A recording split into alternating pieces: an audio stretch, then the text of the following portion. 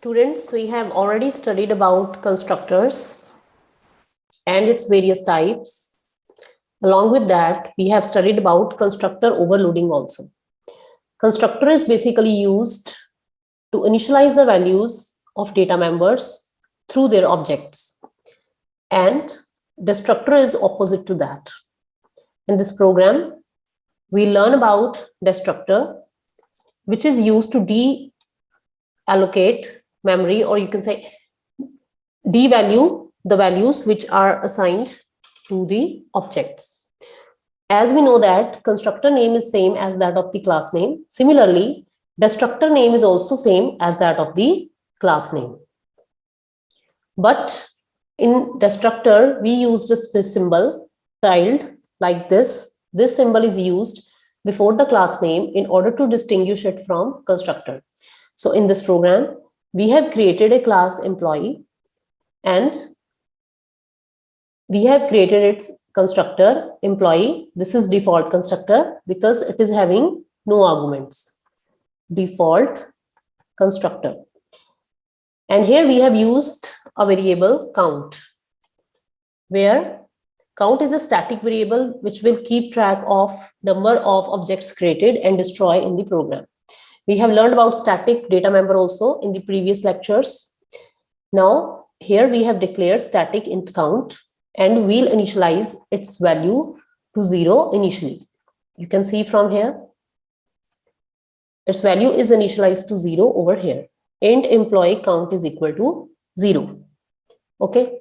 So when first object will be created, count will be incremented by 1 and the message will be displayed, object created 1. Fine. When we create another object, then count will be incremented by 1 again. It will become 2 and the message will be printed as object created 2 and so on. Now over here we have created destructor because it is having the symbol tilde before the name of the class name, or here it is destructor. Here we will display the message object destroyed count, which will pick the last value of count. If we have created 2 objects, then the value of count would be 2.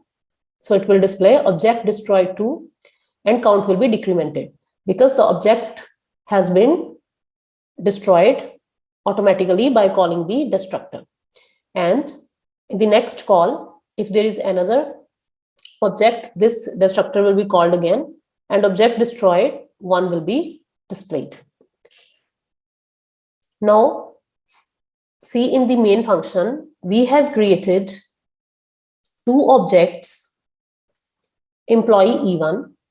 Then the control will go to the constructor and it will increment the value of count to 1 and the message will be displayed object created 1.